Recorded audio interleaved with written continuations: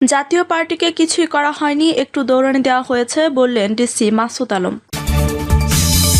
এদিকে সরকারের নব্য ফ্যাসিবাদের রূপ দেখতে পাচ্ছি বললেন জাপা মহাসচিব।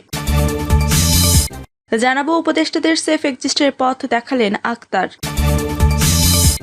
আরও জানাবো ট্রাইব্যুনালের চার্জশিটে নাম আসা সেনা কর্মকর্তাদের মধ্যে 15 জন হেফাজতে, বলছে সেনা সদর। নির্বাচনে রাস্তায় উঠে গেছে গাড়ি, শেষ পর্যন্ত চালিয়ে নিতে হবে বললেন মির্জা ফখরুল। শুনছিলেন সংবাদ শিরোনাম, এবারে বিস্তারিত।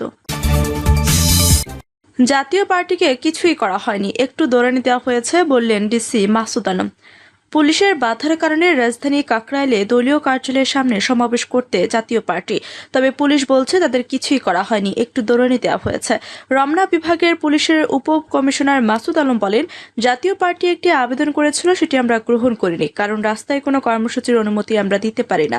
মৌখিকভাবে আমরা তাদের বলেছিলাম রাস্তা দখল না করে কর্মসূচি পালন করতে, কিন্তু তারা রাস্তার উপর চেয়ার বসিয়ে মঞ্চ স্থাপন করে। আমরা তাদের কয়েকবার সতর্ক করেছি, কিন্তু তারা কোনো কথা শুনেনি। সড়ক বন্ধ করে জনসভায় জনভোগান্তি হওয়ার কারণে এক পর্যায়ে তাদের একটু দৌড়ানি দেওয়া হয়েছে। এক প্রশ্নের জবাবে ডিসি মাসুদ আলম জানান, এলাকার লোকজন এসে জাতীয় পার্টির কর্মসূচিতে বাধা দিলে সেই সময় জাতীয় পার্টির লোকজনকে আমরাই রক্ষা করি। শনিবার বিকালে 4:30টার দিকে দেখা যায় জাতীয় পার্টি কার্যালয়ে ফটক বন্ধ, কার্যালয়ের সামনে পুলিশ সদস্যরা অবস্থান করছেন, সমাবেশের জন্য আনা চেয়ার টেবিল সরিয়ে নিচ্ছেন ডেকোরেশনের লোকজন।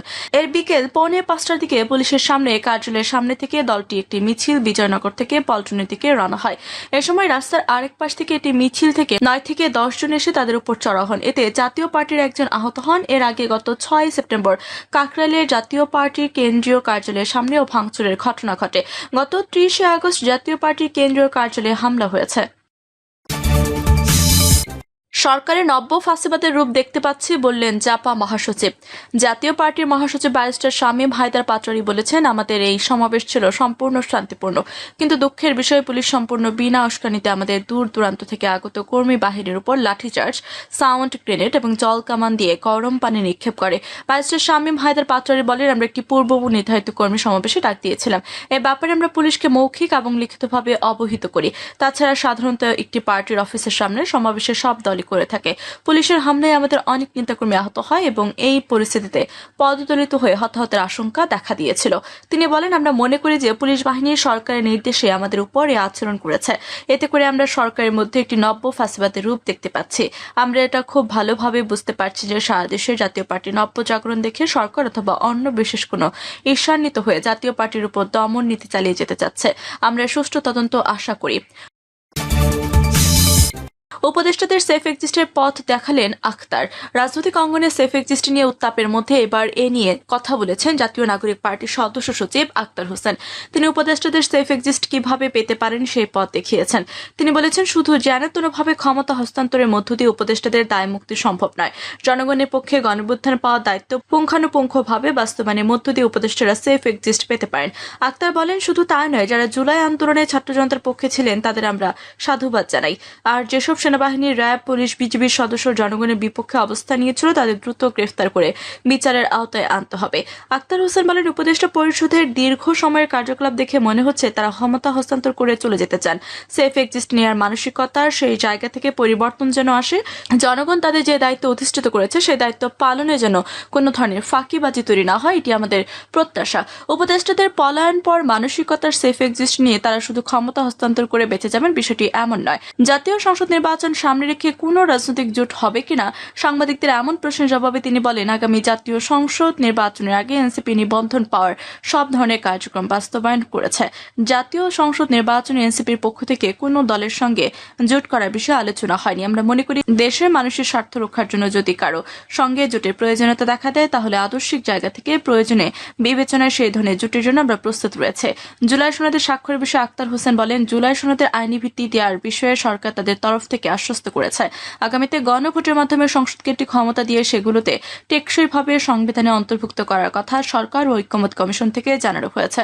তিনি বলেন, জুলাই সনদের অর্জনকে ধারণ করতে জুলাই সনদকে স্বাক্ষর ও অনুষ্ঠানে এনসিপি অংশ নেবে। সরকার যেন জুলাই ঘোষণাপত্রের মতো বিতর্কিত একপেশে আচরণ কিংবা কোনো একটি দলের হয়ে কথা না বলে। জুলাই সন্ধ্যের বাস্তবায়ন পদ্ধতিতে যে জায়গাগুলো সুনির্দিষ্ট হয়নি সেই জায়গায় সরকার যেন কোনো দলের দ্বারা নির্ধারিত না হয়ে জনগণের প্রত্যাশার জায়গায় সত্যিকারের আইনি ভিত্তি দিতে কাজ করে। এনসিপির নেতা বলেন, আগামী জাতীয় সংসদ নির্বাচনের আগে যদি মাঠ প্রশাসনকে নিরপেক্ষ করা না যায়, বিচার ও সংস্কার দৃশ্যমান করা না হয়, তাহলে নির্বাচনে মহোৎসব অর্জন করা সম্ভব হবে না। নির্বাচনী সরকারের প্রস্তুতি ফ্যাসিবাদ বিরোধী সব দলের কাছে জনগণের কাছে যেন গ্রহণযোগ্য হয়, সেক্ষেত্রে সর্বান্তক ভূমিকা পালন করতে হবে। আক্তার হোসেন বলেন, আওয়ামী লীগের উদ্দেশ্য সফল করতে খুন, গুম, আয়নাঘরে বন্দী রাখার সঙ্গে জড়িত সেনাবাহিনী, ডিজিএফআই, র্যাবের যেসব সিনিয়র কর্মকর্তারা যুক্ত ছিলেন তাদের অনেকের আন্তর্জাতিক অপরাধ ট্রাইব্যুনালে বিচার হচ্ছে। যাদের গ্রেফতার করা হয়নি তাদের দ্রুত গ্রেফতারের দাবি জানাচ্ছি। ট্রাইব্যুনালের চার্জশিটের নাম আসা সেনা কর্মকর্তাদের মধ্যে 15 জন হেফাজতে, বলছে সেনা সদর। গুম ও মানবতা বিরোধী অপরাধে জড়ানোর অভিযোগে সেনাবাহিনীর যে কর্মকর্তাদের বিরুদ্ধে গ্রেফতারি পরোয়ানা জারি করা হয়েছে তাদের মধ্যে 15 জনকে হেফাজতে নেওয়ার কথা জানিয়েছে সেনা সদর।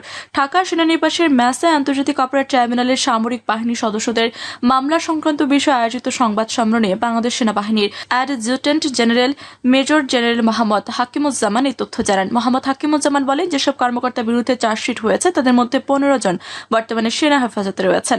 আমরা মোট 16 জনকে সেনা হেফাজতে জন্য বলেছিলাম, তাদের মধ্যে 15 জন সে হেফাজতে রয়েছে। তিনি জানান, 3টি মামলার 25 জন সেনা কর্মকর্তাকে অভিযুক্ত করা হয়েছে। এদের মধ্যে অবসরে আছেন 9 জন, এলপিআরএ 1 জন, আর বর্তমানে কর্মরত আছে 15 জন। মোহাম্মদ হাকিমুজ্জামান জানান, 8 তারিখ চার্জশিট দাখিলের পর এলপিআর ও সার্ভিসে থাকা 16 জনকে সেনা সদরে সংযুক্ত করা হয়। তাদের 9 অক্টোবরের মধ্যে সেনা সদরে আসার নির্দেশনা দেওয়া হয়। মেজর জেনারেল কবির আহমেদ ছাড়া বাকি 15 জন রেসপন্স করেছেন, তাদের হেফাজতে রাখা হয়েছে। তারা ফ্যামিলি থেকে ডিটাচ আছেন। সিটিআইবি ও ডিজিএফআই এর সাবেক পরিচালক কবির আহমেদের বিষয়ে মেজর জেনারেল মোহাম্মদ হাকিমুজ্জামান বলেন, তিনি 9 অক্টোবর সকালে বাসা থেকে বের হন, এরপর থেকে তিনি নিখোঁজ। এদিকে আন্তর্জাতিক অপরাধ ট্রাইব্যুনালে গত বুধবার মানবতা বিরোধী অপরাধে 2টি মামলায় 30 জনের বিরুদ্ধে গ্রেফতারি পরোয়ানা জারি করে। প্রথম মামলার র্যাবের টাস্ক ফোর্স ইন্টারোগেশন সেলে আটক ব্যক্তিদের নির্যাতনের অভিযোগে 17 জন এবং দ্বিতীয় মামলায় জয়েন্ট ইন্টারোগেশন সেলে নির্যাতনের ঘটনায় 13 জনকে আসামি করা হয়েছে। উভয় মামলায় প্রধান আসামি করা হয়েছে সাবেক প্রধানমন্ত্রী শেখ হাসিনাকে, যিনি জুলাইয়ের সামরিক অভ্যুত্থানে ক্ষমতাচ্যুত হন।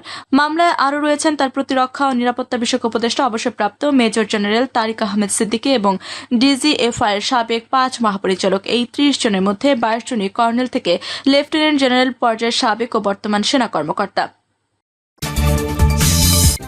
রাস্তায় উঠে গেছে গাড়ি, শেষ পর্যন্ত চালিয়ে নিতে হবে, বললেন মির্জা ফখরুল।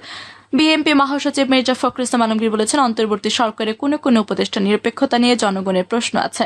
আমরা এটা শুনতে চাই না, বাংলাদেশের মানুষ এটা শুনতে চায় না। বাংলাদেশের মানুষ নিরপেক্ষ নির্বাচন চায়। মির্জা ফখরুল বলেন, আজকে আমাদের একমাত্র কথা, দেশের গণতন্ত্র ফেরাতে চাই। আমরা একটি নির্বাচিত পার্লামেন্ট চাই, একটি নিরপেক্ষ নির্বাচনের মধ্য দিয়ে সেটা চাই। বিএনপি মহাসচিব বলেন, প্রফেসর ইউনূস নিঃসন্দেহে একজন ভালো মানুষ, তিনি নোবেল পুরস্কার পেয়েছে, সারা পৃথিবীর নেতারা তাকে সম্মান করেন। আমরা একটি নির্বাচিত পার্লামেন্ট চাই, একটি নিরপেক্ষ নির্বাচনের মধ্য দিয়ে সেটা চাই। বিএনপি মহাসচিব বলেন, প্রফেসর ইউনূস নিঃসন্দেহে একজন ভালো মানুষ, তিনি নোবেল পুরস্কার পেয়েছেন, সারা পৃথিবীর নেতারা তাকে সম্মান করেন। আমরা সেই জন্য তাকে দায়িত্ব দিয়েছি, তিনি সম্পূর্ণ নিরপেক্ষ থেকে একটি নিরপেক্ষ ও গ্রহণযোগ্য নির্বাচন করবেন। সেই নির্বাচনে আমরা একটা পার্লামেন্ট ও একটি নতুন সরকার পাবো। মির্জা ফখরুল অভিযোগ করেন, কিছু মানুষ নির্বাচন ব্যাহত করার চেষ্টা করছে, আগেও অনেকে চেষ্টা হয়েছে। এরপরে লন্ডনে একটা বৈঠক হয়েছে, সেই বৈঠকে আমাদের নেতা তারেক রহমানের সঙ্গে প্রধান উপদেষ্টা একটি বৈঠক হয়েছে। সেই বৈঠকের সিদ্ধান্ত হয়েছে আগামী বছর ফেব্রুয়ারি মাসে, অর্থাৎ 4 মাস পর একটা নির্বাচন হবে। নির্বাচন হবে শুনে দেশের মানুষ আশ্বস্ত হয়েছেন যে এই নির্বাচনের মাধ্যমে তারা একটি গণতান্ত্রিক পার্লামেন্ট পাবে, সরকার পাবে, জনপ্রতিনিধি পাবে। তিনি বলেন, আমাদের দাবি তো একটাই, আমরা 15 বছর লড়াই করেছি শুধু একটা নির্বাচনের জন্য। আমাদের নেত্রী বেগম খালেদা জিয়া 6 বছর কারাগারে অন্তরীণ ছিলেন। আমাদের নেতা এখন পর্যন্ত বিদেশে অবস্থান করেছেন 18 বছর ধরে। আমাদের 60 লাখ নিরাপরাধ নেতাকর্মীর বিরুদ্ধে মিথ্যা মামলা দেওয়া হয়েছে, প্রায় 20,000 মানুষকে হত্যা করা হয়েছে। আমাদের ইলিয়াস আলী সহ 1700 মানুষকে গুম করা হয়েছে, মূল্য আমরা পরিশোধ করেছে। স্মরণসভায় উপস্থিতি নেতাকর্মীদের উদ্দেশ্যে মির্জা ফখরুল বলেন, আপনারা এখন আর সময় নষ্ট করবেন না। যারা বিএনপির ভালো চান, বিএনপিকে ভালোবাসেন, বিএনপির অঙ্গ সংগঠনের ভাই বোনেরা, মায়েরা, আপনারা নেমে পড়েন, ধানের শীষে নির্বাচন করতে নেমে পড়েন, তাদেরকে পরাজিত করেন যারা বাংলাদেশকে বারবার ভুল পথে পরিচালিত করেছে, যারা বাংলাদেশের সর্বনাশ করেছে। কোনোদিনও যাতে তারা ক্ষমতায় আসতে না পারে তার জন্য আপনারা ব্যবস্থা গ্রহণ করেন। প্রিয় দর্শক, এই ছিল এখনকার মতো সর্বশেষ সংবাদ। আপনি সব সংবাদ পেতে চ্যানেলটি সাবস্ক্রাইব করে পাশে থাকা বেল বাটনটি ক্লিক করে রাখুন। ধন্যবাদ সবাইকে এতক্ষণ সাথে থাকার জন্য।